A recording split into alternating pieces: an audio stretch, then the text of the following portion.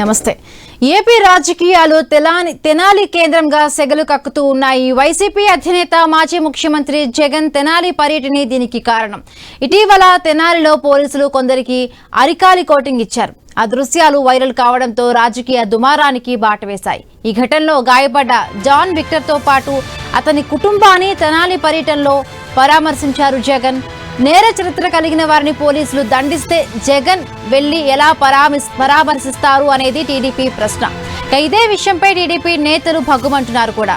అసాంఘిక శక్తులకు సంఘీభావం ప్రకటిస్తున్నారా అని నిలదీస్తున్నారు అధికార పార్టీ నాయకులు. అయితే టీడీపీ విమర్శలను కొట్టిపారేస్తూ పోలీసుల అకృత్యాలను ఖండించడానికి జగన్ తెనాలి వెళ్లారన్నది వైసీపీ వాదన. అంతేకాదు తెనాలి పర్యటనలో పోలీసుల తీరును, కూటమి ప్రభుత్వ వైఖరిని తీవ్రంగా దుయ్యబట్టారు మాజీ సీఎం. రాష్ట్రంలో రెడ్ బుక్ పాలన సాగుతోందని మండిపడ్డారు. మొత్తానికి తెనాలి కేంద్రంగా ఏపీ రాజకీయాలు హీటెక్కాయి.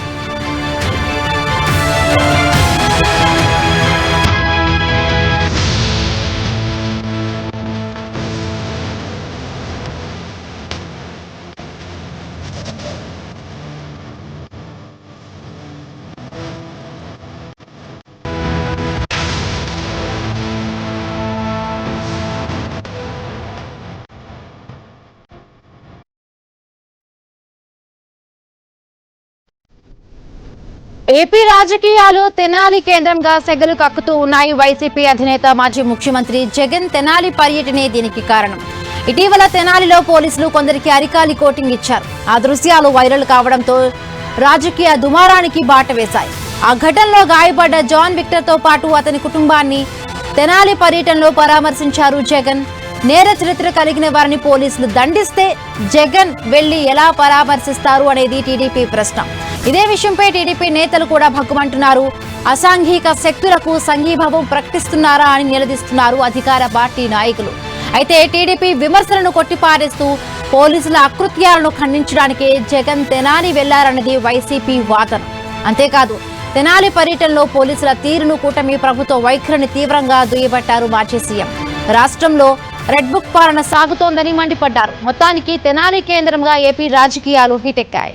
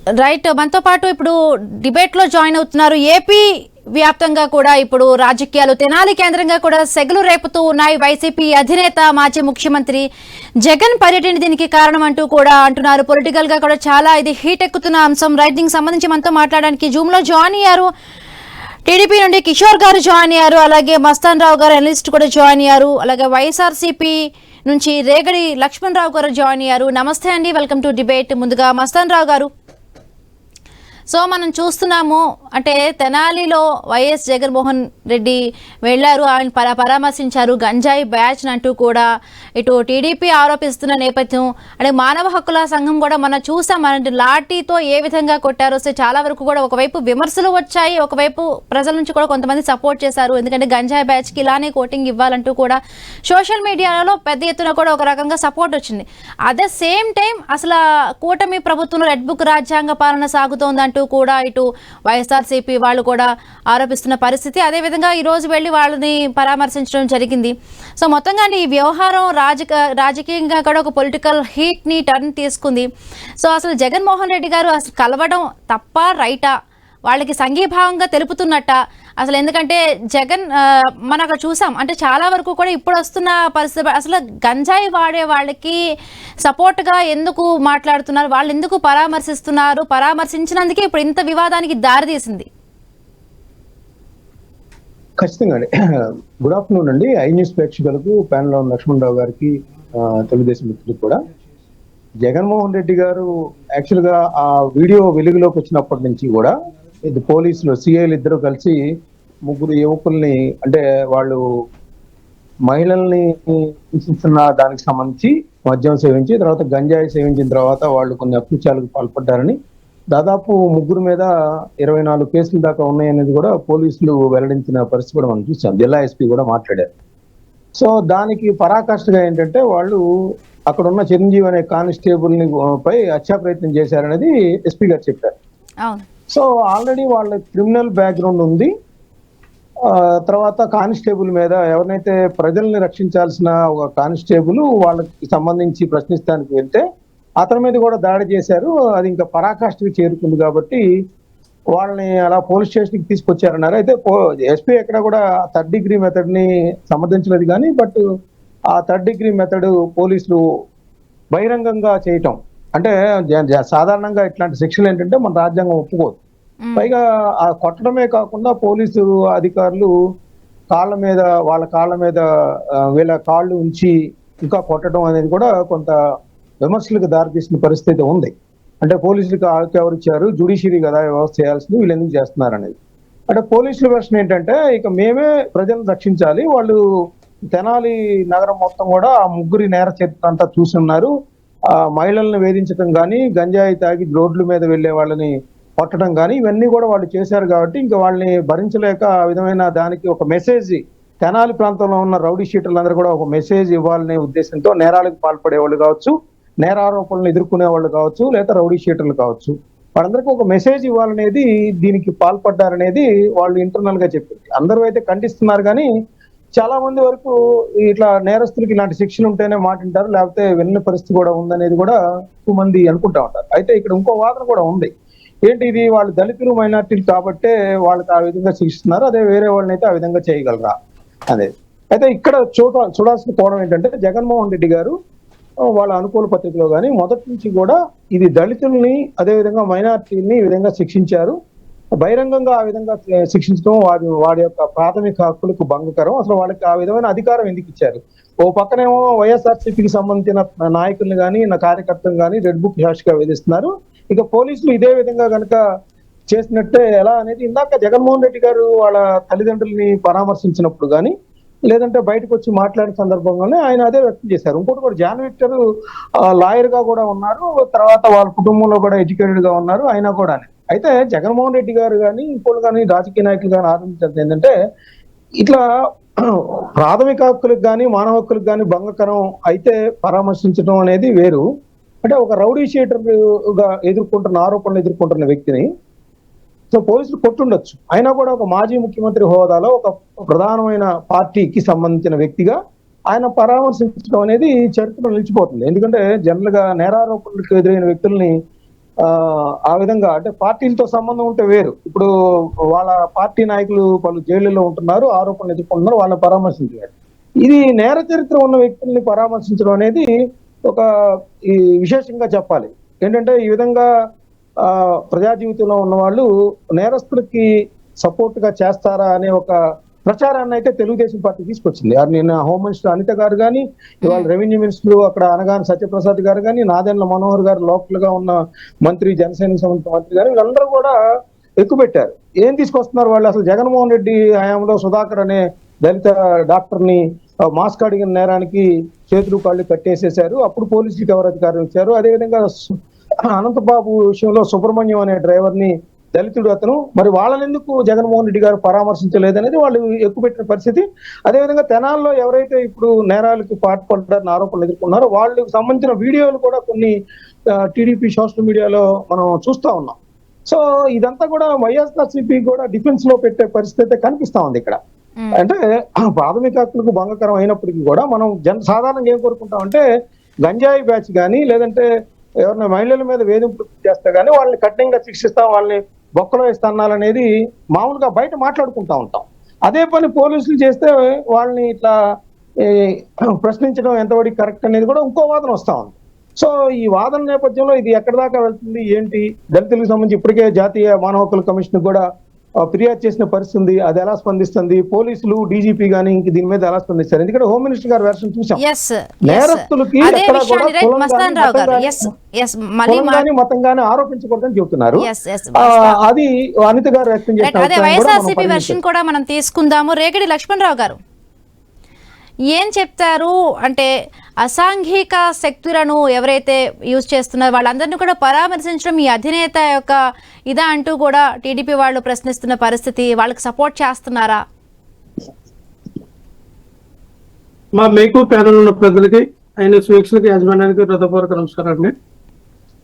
వాళ్ళు ఇప్పుడు కూడా అసాంఘిక శక్తిగా ఇప్పుడు కూడా నేరాలు చేస్తూ ఉన్నారండి. గతంలో వాళ్ళు ఏదైతే టీనేజ్ వయసులో ఉన్నప్పుడు వాళ్ళ మీద ఎవరైతే వాళ్ళని వాడుకొని మీరు చెప్తున్నటువంటి గంజాయికో దేనికో ఎడిక్ట్ అయ్యి లేకపోతే వాళ్ళు సప్లై చేయడానికి దేన్నో వినియోగించిన వ్యక్తులు ఎవరైతే ఉన్నారో వాళ్ళు కూడా ఈ రకంగా బయటకు తీసుకొచ్చి నడు రోడ్డు మీద కొట్టాలి కదా.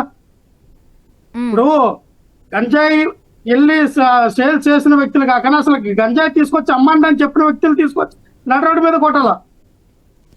ఇక్కడ బడుగు బలహీన వర్గాలు ఎవరైతే వాళ్ళకి డబ్బు ఆశ చూపించో లేకపోతే ఇంకోటి ఆశ చూపించో ఇంకో రకంగా వాళ్ళని ఆ జలసాలకు అలవాటు చేసో ఇంకో రకంగా వాడుకునే వ్యక్తులు ఉంటారు కదా, పెద్ద స్థాయి వ్యక్తుల్ని, ఆ వ్యక్తులు తీసుకొచ్చి నడు రోడ్డు మీద కొట్టండి.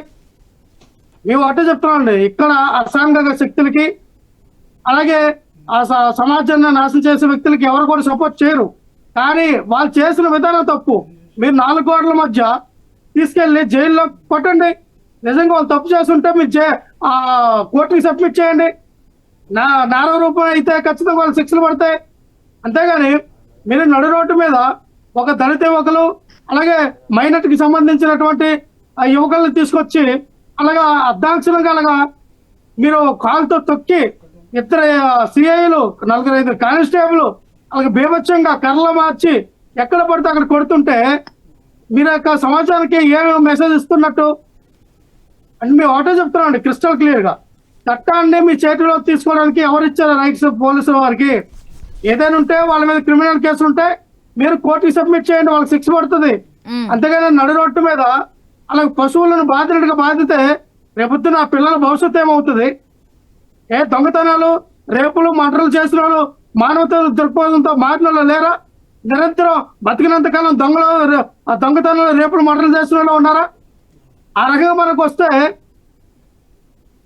ఇక్కడ సాక్షాత్తు ఒక ఎంఆర్ఓ మెజిస్ట్రేట్ ని కడుపులో తండ్రి తోస్తున్నటువంటి మరి దెందులూరు ఎమ్మెల్యే చింతమనేని ప్రభాకర్ ని నడు రోడ్డు మీద ఊరేయాల.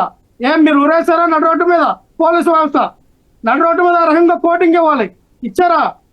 మరి ఆ చంద్రబాబు నాయుడు గారు 20 నుంచి 30 కేసులు ఉన్నాయి. చంద్రబాబు నాయుడు గారి మీద నడు రోడ్డు మీద అలా కొట్టలేదు కదా. అంటే కేసులు ఉన్నంత మాత్రం కొట్టేస్తారా ఏంటి? నడు రోడ్డు మీద అలాగా కోర్టులు ఉన్నాయి, దానికి చట్టాలు ఉన్నాయి. ఎవరికి దీంట్లో ఆ శిక్ష పడితే ఆ రంగంలో శిక్ష అనుభవిస్తారు. అంతేగాని ఈ రోజున మనం చూస్తే కావాలని ఒక ఇంటెన్షన్ ఆ పిల్లల్ని తీసుకొచ్చి ఎవరైతే విక్టర్ అయిన వ్యక్తి జూనియర్ అడ్వకేట్ ఆయన ప్రాక్టీస్ చేస్తూ ఉన్నాడు. ఆయన మంగళగిరికి సంబంధించిన వ్యక్తి. ఈ యొక్క రాకేష్ అనే వ్యక్తి హైదరాబాద్ లో ఇప్పుడు జొమాటోలో పనిచేసుకుంటూ ఉన్నాడు. ఈ కరిముల్లా అనే వ్యక్తి కూడా పనిచేసుకుంటూ ఉన్నాడు. వాళ్ళందరూ కూడా వెల్ ఎడ్యుకేటెడ్ గా ఉన్నారు, చదువుకుంటూ ఉన్నారు.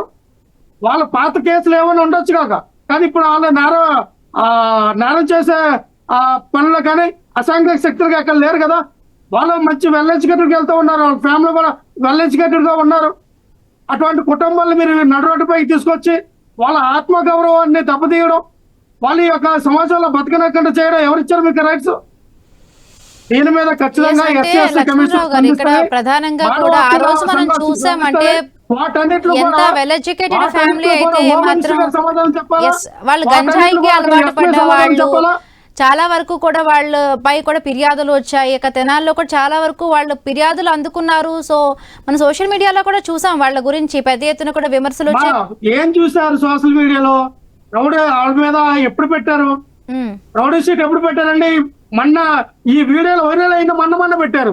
ఒక 2-3 రోజుల క్రితం రౌడీ షీట్ ఓపెన్ చేశారు. అంటే 2-3 రోజుల క్రితం రౌడీ షీట్ ఓపెన్ చేసి వాళ్ళు రౌడీ షీటర్లు అని చెప్పి వాళ్ళకి ముద్రలు వేస్తారా? అంటే మీ పోలీసులు గట్టిగా పడితే అంటే మార్చేస్తారా? మేము ఒకటే చెప్తున్నాం అమ్మా. మొన్న పిట్టపురం నియోజకవర్గంలో ఇదే పోలీసు కార్లు వెళ్తుంటే తప్పదాగారు. కాపు సామాజిక వర్గం చెందిన వ్యక్తులందరూ కూడా ఆ కుర్రాళ్ళు దాదాపుగా 20 మంది 30 మంది అన్నారు. ఆ పోలీస్ జీప్ మీద పడిపోయి నేను పిఠాపురం ఎమ్మెల్యే తాలూకా నేను రంగా గారి అభిమానుల్ని మీరేం పీకుతారా అని నాన్న విధంగా కారును వెళ్ళలేదు, కారును అద్దాలను కూడా పగలగొట్టారు. ఏం చేశారంటే వాళ్ళని అలాగే తీసుకెళ్లి నడు రోడ్డు మీద అన్కోటి కాలింగ్ కోటింగ్ ఇప్పించారా? మీరు ఎందుకు కొట్టలేదు? మీరు ఆ సామాజిక వర్గం చెందిన వ్యక్తులను ఎందుకు కొట్టలేకపోయారు? అంటే అదే విషయాన్ని మనం టీడీపీ నుండి టీడీపీ వర్షన్ కూడా తీసుకుందాం. కిషోర్ గారు కూడా ఉన్నారు. ఎస్ కిషోర్ గారు ఒక్క నిమిషం అయిపోయిందమ్మా, ఒక్క నిమిషం అయిపోయింది. అంటే జై భీమ్ అయిపోయిందమ్మా. జై భీమ్ సినిమాలో చూపిస్తారు క్రిస్టల్ క్లియర్ గా. ఆ సినిమాలో అరే నువ్వు ఏ క్యాస్ట్ అంటే నీ పలానా ఎస్సీ ఎస్టీ అనగానే వాళ్ళు దొంగలు అంటారు, పలానా ఓసీ అనగానే అరే ఈయన పంపించారంటారు బయటకు అంటారు. అంటే అలా చూపిస్తారు ఇక్కడ. అంటే ఎస్సీ ఎస్టీ సంబంధించిన వ్యక్తులు మైనార్టీ వ్యక్తులందరూ కూడా ఈ సమాజంలో దోపిడీ చేసిన వ్యక్తులు రౌడీ చేతుల్లో దొంగలుగా ముద్ర వేయాలని మీ భావన, మిగతా వాళ్ళందరూ కూడా ఆ మంచి వాళ్ళని మీ భావన. ఏం చెప్తా ఉన్నారండి పోలీసు వ్యవస్థలో? అసలు సమాజంలో ఆర్థికంగా సామాజికంగా వెనకబడినటువంటి వ్యక్తులు ఈ బడుగు బలహీన వర్గాలని మీరు దొంగలుగా, రేపిస్టులుగా, మడ్రస్టులుగా అనేక రకాలుగా వాళ్ళ మీద మీరు కావాలనే వాళ్ళకి నిందలు మోపి వాళ్ళ జీవితాలతో సలగాటు పడుకోవాలనా? ఎస్ కిషోర్ గారు నిజంగా మీకు శక్తిశుద్ధి కౌన్సిలింగ్ ఓకే లక్ష్మణరావు గారు ఓకే రైట్. కిషోర్ గారు చట్టాన్ని మీ చేతుల్లోకి తీసుకోకూడదు, సో అలా దండించే హక్కు మీకు లేదంటూ అసలు మైనారిటీ వాళ్ళు దళితులు వాళ్ళని టార్గెటెడ్ గా కూడా దండించారంటూ కూడా అటు వైఎస్ఆర్సీపీ కూడా నేతలు ఆరోపిస్తున్న పరిస్థితి. ఇప్పుడు ఇక్కడ ఓకే నేను తెనాలి గురించి మాట్లాడితే ఈ రోజున వాళ్ళందరూ కూడా గంజాయి బ్యాచ్ అని చెప్పేసి రాష్ట్రం మొత్తం కూడా ఆల్రెడీ కూడా అంత డిస్కషన్ జరుగుతుంది. దాని గురించి మనం మాట్లాడాల్సిన అవసరం లేదు. సో ఇక్కడ పోలీసులు చట్టాన్ని చేతిలో తీసుకున్నారు. సో దాని పరంగా చట్ట ప్రకారం కూడా అది చాలా మంది తప్పుదావు అని మనం పట్టిస్తున్నారు. సో ఖచ్చితంగా దాని మీద ఏవైతే చర్యలు తీసుకోవాలో ఆ చర్యలు అనేది ఖచ్చితంగా తీసుకుంటారు వాళ్ళ పై ఆఫీసర్లు. ఓకే అది సెకండరీ. సో ఇప్పుడు ఫస్ట్ ఏంటంటే ఎవరైనా సరే పోలీసులు ఏదన్నా ఎవరికన్నా ఒక సెక్యూరిటీ ఇవ్వాలన్నా సరే, ఏదైనా ఒక పబ్లిక్ లో ఏదైనా ఇన్ఫర్మేషన్ వచ్చినా సరే వాళ్ళు ఖాళీకి వెళ్ళరు. వాళ్ళ చేతిలో గన్నులో లేకపోతే కర్రలో తీసుకుని వెళ్తారు. ఎందుకు తీసుకెళ్తారు? అక్కడ ఏమైనా అవాంఛనీయ సంఘటనలు ఎదురైతే దానికి తగ్గట్టు కూడా వాళ్ళు చర్యలు తీసుకునే పరిస్థితి ఉంటది. ఇప్పుడు అక్కడ ఏం జరిగిందో మనకు పూర్తి తెలియదు. మనకేం తెలిసింది? మనకు ఆ వీడియోలో వాళ్ళని కాళ్ళ మీద అరికాళ్ళ మీద మాత్రమే కొట్టడం మాత్రమే మనకు తెలిసింది. అంతకుముందు వాళ్ళు ఏమన్నా వాళ్ళ మీద దాడి చేశారా లేకపోతే ఇంకోటి అనేది మనకైతే తెలియదు. అది ఒకటి, నా వర్షంలో అది ఒకటి. ఇప్పుడు ఈ రోజున వైఎస్ఆర్సీపీ పరంగా వీళ్ళేదో చాలా మేము మంచోళ్ళము, సో లేకపోతే పెద్ద హుందాతనం ఉన్నోళ్ళు అన్నట్టు మాట్లాడుతున్నారు కదా ఇప్పుడు వైఎస్ఆర్సీపీ నాయకులు. మరి ఈ రోజున ఎస్సీ ఎస్టీల గురించి మళ్ళీ కులాలను ఎంతసేపు కూడా ఇలా స్కూల్ ఏంటంటే కులాలను రెచ్చగొట్టాలా, అందరూ కూడా ప్రశాంతంగా మాత్రం ఇష్టం లేదు. వాళ్ళందరూ కూడా వాళ్ళు బీసీలు, ఎస్సీలు, ఓసీలు రకరకాలుగా వర్గాలు తీస్తారు. ఇక్కడ మనకు ఉన్నది ఒకే ఒక జాతి, మనిషి జాతి. మనం మనుషులు పశువులు అన్నది అది వేరు వేరు జాతుల కింద ఉంటాయి. మనందరం మనుషులు. కులాలు అనేది ఎప్పుడో తీస్తారు. ఇంతకుముందు మా తెలుగుదేశం పార్టీ ఎవరైతే వ్యవస్థాపకులు అన్నగారు కూడా చెప్పారు, ఇక్కడ వ్యర్థ పదవేల కులం అనే వ్యర్థ పదవేల అని చెప్పేసి అన్నారు. బడుగు బలహీన వర్గాలకి అనుసంధానంగా పెట్టిన పార్టీ తెలుగుదేశం పార్టీ అన్నారు. అదొకటి. ఇప్పుడు ఈ రోజున ఎస్సీ ఎస్టీ గురించి మాట్లాడుతున్నారు. మరి ఎస్సీ ఎస్టీకి సంబంధించిన సుధాకర్ గారు నిజంగానే ఇంతకుముందు విశ్లేషణలు కూడా చెప్పారు, నడి రోడ్డు మీద ఎంబీబీఎస్ చదివిన వ్యక్తిని మోకాళ్ళ మీద కూర్చోబెట్టి మరి చేసేటప్పుడు ఈ రేగడి లక్ష్మీనారాయణ గారు ఏం చేస్తున్నారు? ఆ రోజు ఎందుకు మాట్లాడలేదు? ఆ రోజు జనసేనలో ఉన్నారు ఈయన, లేకపోతే వైఎస్ఆర్సీపీలో ఉన్నారా? రెండో విషయం, అనంతబాబు గారు ఉన్నారు. అనంతబాబు గారు ఎవరైతే వాళ్ళ డ్రైవర్ ఉన్నాడు ఆయన చంపేసి పార్సిల్ చేస్తే ఇంటికి కనీసం జగన్మోహన్ రెడ్డి గారు అతను సస్పెండ్ కూడా చేయాల. ఈ రోజున తెలుగుదేశం పార్టీలో కిరణ్ అనే ఒక వ్యక్తి, ఐటీడీపీ వ్యక్తి పొరపాటుగా నోరు జాడని చెప్పి ఇమీడియట్ గా సస్పెండ్ చేసింది తెలుగుదేశం పార్టీ. అలాంటి పార్టీలో ఉన్నాం మనం. అలాంటి పార్టీ అధికారంలో ఉంది అక్కడ. సో అంటే ప్రతి ఒక్కరు కూడా క్రమశిక్షణతో వెళ్తుంది. ప్రతి ఒక్కళ్ళు కూడా ఒళ్ళు దగ్గర పెట్టుకొని చేయాల్సిన పరిస్థితి కూడా ఉంది అక్కడ. అందుకని కూటమి ప్రభుత్వం అంటే ఆషామాషి ప్రభుత్వం కాదు. ఇది వైఎస్ఆర్సీపీ హయాం కాదు, గుర్తుపెట్టుకోవాలి లక్ష్మణరావు గారు. మీరు ఎంతసేపు కూడా ఎస్సీ ఎస్టీ అని 100 సార్లు మాట్లాడారు.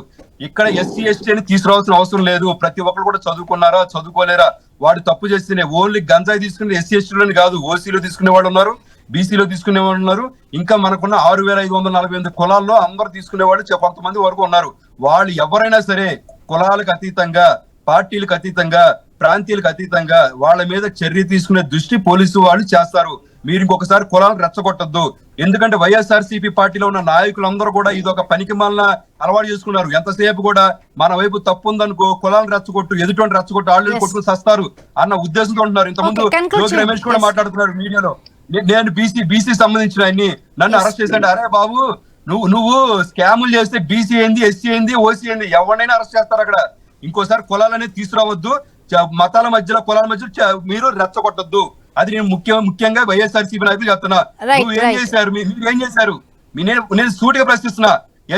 ఎస్సీ ఒక్క ఆయన ఎంబీబీఎస్ డాక్టర్ అయిన సుధాకర్ గారు చనిపోయినప్పుడు మీరు ఏం పీకారు? అనంతబాబు గారు డ్రైవర్ చేసినప్పుడు మీరేం చేస్తున్నారు? నువ్వు ఎప్పుడైనా సరే రాష్ట్ర ప్రయోజనం కోసం ఢిల్లీకి వెళ్ళి జంతర్ మంతర్ గొడవ చేసావా? 36 మంది చచ్చిపోయారని చెప్పేసి నువ్వు వెళ్ళి గొడవ చేసావు. ఇంతవరకు 36 మంది పేర్లు ఏంటో నువ్వు చెప్పలేవు, నీకు చేత కాదు. ఈ రోజున గంజాయి కేసులు ఇరుక్కున్నవాడు ఇప్పుడు సరే ఇవన్నీ వదిలేసాను మేడం. తెనాలి గురించే మాట్లాడుకుందాం. తెనాలిలో 2019 నుంచి 2024 వరకు వీళ్ళు అధికారంలో ఉన్నారు కదా. 2020 ఆ టైంలో వేమూరి రవికిరణ్ అనే అతన్ని దారుణంగా హత్య చేశారు. మరి హత్య చేసినప్పుడు శవం కూడా దొరకలే, ఈ రోజుకి శవం దొరకలే. మరి మీరు ఏం చేస్తున్నారు? గుడ్డు గుర్రానికి పళ్ళు తోగుతున్నారా? గుడ్డు గుర్రానికి పళ్ళు తోగుతున్నారా? కిషోర్ గారు సమయం తక్కువగా ఉంది. రైట్, మస్తాన్ రావు గారి దగ్గరికి వెళదాం. రైట్, మస్తాన్ రావు గారు, మనం చూస్తున్నామంటే బాధితులను పరామర్శిస్తున్న నేపథ్యంలో ఇప్పటికే చాలా వరకు కూడా విమర్శలు వస్తున్నాయి. రాజకీయాలు అంటే విద్వేషం రెచ్చగొట్టే విధంగా కూడా ఇలాంటివి పరామర్శిస్తూ ఉన్నట్టు అటు టీడీపీ కూడా విమర్శిస్తున్న పరిస్థితి. సో ఫైనల్ గా ఏం చెప్తారు? అంటే ఇప్పుడు నేను ఇందాకే కొన్ని ఛానల్స్ లో చూశాను, ఆ కానిస్టేబుల్ వాళ్ళ భార్య ఎవరైతే ఉన్నారో ఆమె విలపిస్తూ ఉంది. ఏంటంటే ఇప్పుడు జగన్ గారు వచ్చిన తర్వాత అతని మీద హత్యా ప్రయత్నం చేసిన వాళ్ళు ఎవరైతే ఉంటారో వాళ్ళు కొద్దిగా రెచ్చిపోయే ప్రమాదం ఉంది, మాకు కూడా పోలీసు రక్షణ కల్పించాల్సిన అవసరం ఉంది. వాళ్ళు మా ఆయన మీద హత్యా ప్రయత్నం చేశారు, పోలీసు అయినప్పటికీ కూడా రేపు వాళ్ళ బజార్ మీదుగానే మేము వెళ్లాల్సిన పరిస్థితులు ఉంటాయి. సో జగన్మోహన్ రెడ్డి గారు లాంటి వ్యక్తి వచ్చిన తర్వాత వాళ్ళు రెచ్చిపోతే మా ప్రాణాలకు బాధ్యులు ఎవరు అని ప్రశ్నిస్తా ఉంది. సో దానికి కూడా జగన్మోహన్ రెడ్డి గారు సమాధానం చెప్పాలి, మన ప్రభుత్వం కూడా సమాధానం చెప్పాలి.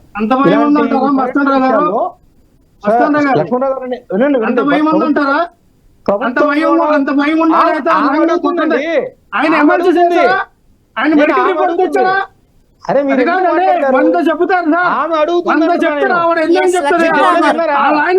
Medical report తీసుకొచ్చిందా? ఆమె అడుగుతుందండి. అంత భయం అంత భయం కొత్త కదా నడవండి మీద. అమ్మ నాయన నిజంగానే రేపు జగన్మోహన్ రెడ్డి గారు వస్తేనే భయం వినాలా? జగన్మోహన్ రెడ్డి గారు వస్తేనే నా ఒపీనియన్ కాదు, వినాలి సార్. లక్ష్మణ్ రావు గారు ఎవరైతే ఉన్నారో కానిస్టేబుల్ భార్య చెప్తున్న వెర్షన్ ఆయన చెప్తున్నారు మస్తాన్ రావు గారు.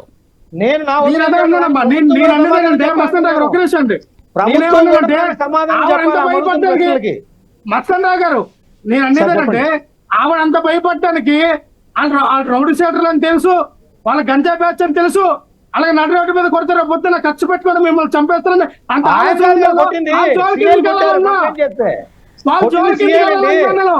కొట్టింది సిఐలు, ఆయన కాదు కొట్టింది, సిఐలు కొట్టారు. వినాలి సార్. అదే సార్ ఇప్పుడు చిరంజీవి అనే వ్యక్తి కంప్లైంట్ పెడతారు కదా, సిఐలు కొట్టారు. ఆయన కంప్లైంట్ పడిపోతే కేసు అవ్వదు కదా, ఆయన రౌడీ బాబులు అడగకపోతే కేసు అవ్వదు కదా. కాదండి, ఈ విషయాలు ఇంట్లో వాళ్ళకి తెలియదు కదా, వాళ్ళ పిల్లల విషయం, వాళ్ళ భద్రత విషయం మాట్లాడుతున్నామా? దానికి ప్రతి ఒక్కరికి సార్ మస్తాన్ గారు ప్రతి ఒక్కరికి కుటుంబం ఉంటుంది, పిల్లలు ఉంటారు. ఆలోచించుకోవాలా. నాకు ఒంటి మీద యూనిఫామ్ ఉంది కదా, నేను పోలీసు ఒకే వేసుకున్నాను కదా, లక్ష్మణరావు గారు ఇందాక నేను చెప్పింది విన్నారా? అలా కొడతాం తప్పనే విషయం కూడా చెప్పాను నేను, నా ఒపీనియన్ అది వేరే వింటున్నా మీరు. నేను అనేది ఏంటంటే జగన్మోహన్ రెడ్డి గారు పర్యటించి వెళ్ళిన తర్వాత ఏమైనా జరిగితే ఎవరు బాధ్యులని అడుగుతుంది, దానికి ప్రభుత్వము జగన్మోహన్ రెడ్డి గారు సమాధానం చెప్పాలని చెబుతున్నా నేను. అది ప్రభుత్వం సమాధానం చెప్పాలి, జగన్మోహన్ రెడ్డి గారు ఎందుకు సమాధానం చెప్తారు? జగన్మోహన్ రెడ్డి గారు వచ్చిన తర్వాత రెచ్చిపోతారని భయపడుతుంది, అది విషయం. నేను జగన్మోహన్ రెడ్డి గారు రాకముందే మీరే చెప్పారు కదా 24 కేసులు ఉన్నాయని. జగన్మోహన్ రెడ్డి గారు రాకపోతే 24 కేసుల నేను మీద చెప్పలా, ఉన్నారు. ఎస్పీ. మీరు చెప్పారు కదా లక్ష్మణరావు గారు ఎస్పీ గారు వెల్లడించారని చెప్పాను నేను. విన్నారా మీరు? ఎస్పీ గారు వెల్లడించారు కదా సార్. జగన్మోహన్ రెడ్డి గారు వచ్చిన దగ్గర రెచ్చిపోవడం ఏముంది? వాళ్ళు నిజంగానే అసాంఘిక శక్తులుగా సమాజంలో ఉన్నటువంటి వ్యక్తులు అయితే, నిజంగా మైండ్ సెట్ ఉన్న వ్యక్తులు అయితే నిజంగా పోలీసులు ఆ రోజున వాళ్ళు వేరే రకంగా చేసి ఉండేవారని నాకు తెలిసి అలా వదలరు. గంజాయి బాన్సీ అయిన వ్యక్తులు మీరు ఒకసారి టచ్ చేయండి ఎవరైనా, వాళ్ళకి కక్ష వేరేగా ఉంటుంది. కానీ ఆయన కొట్టానని చెప్పి వాళ్ళ మీద ఫేక్ కంప్లైంట్ పెట్టాడు ఆ కానిస్టేబుల్. కాబట్టి ఆయనకు భయం ఉంటుంది, ఖచ్చితంగా భయం ఉంటుంది. నిన్న ఎవరు పెట్టుకున్నారు ఫేక్ కంప్లైంట్? రైట్ లక్ష్మణ్ రావు గారు, మస్తాన్ రావు గారు, కిషోర్ గారు సో డిబేట్ లో పాల్గొన్నందుకు. సో చూసారు కదా, అంటే జగన్మోహన్ రెడ్డి తెనాలి పర్యటన తర్వాత కూడా అక్కడ పాలిటిక్స్ చాలా వరకు రక్తి కట్టించాయి. సో అటువైపు కానిస్టేబుల్ భారీ కూడా భయపడుతున్న పరిస్థితి. జగన్మోహన్ రెడ్డి కలిసిన తర్వాత మాపై ఇంకా వాళ్ళు అటువైపు పెడితే ఏమైనా ప్రాబ్లం క్రియేట్ చేసే అవకాశం ఉంది. సో చూడాలి మరి నెక్స్ట్ పరిణామాలు ఏ విధంగా చోటు చేసుకోబోతున్నాయి తెనాలిలో. సో ఇవి ఇప్పటివరకు ఉన్న అప్డేట్స్. మరిన్ని అప్డేట్స్ కొనసాగుతాయి. Keep watching I news.